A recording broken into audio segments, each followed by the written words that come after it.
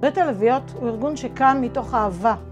אהבה שאינה תלויה במגדר, מתוך רצון לתמוך בילדים שלנו וליצור עבורם קהילה תומכת.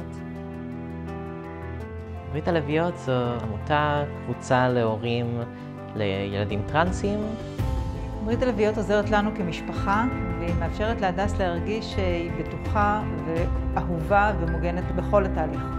אני יודעת שלפני שאמא שלי דיברה עם המשפחה המורחבת, היא התייעצה עם ברית הלביאות על איך לספר, מה לספר. אני מרגישה שיש לי קהילה כמעט בכל מקום, וזה מרגיש לי קצת כמו שכונה מורחבת וקהילה מורחבת. יש גם מידע פורמלי שלאורך השנים הארגון אסף וכתב, וגם ברמה הפחות פורמלית, בהיצע, בחיי היום-יום. בימים האלה, עם שמרנות הולכת וגוברת, פגיעה בזכויות של הנערים על הקשת הטרנסית, ילדים וילדות מקווני מגדר מרגישים פחות בטוחים.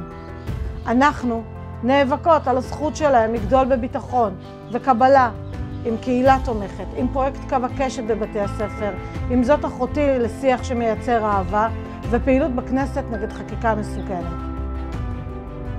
אנחנו לא מוותרות, לא על הביטחון שלהם, לא על התקווה ולא על עתיד שוויוני לכולם.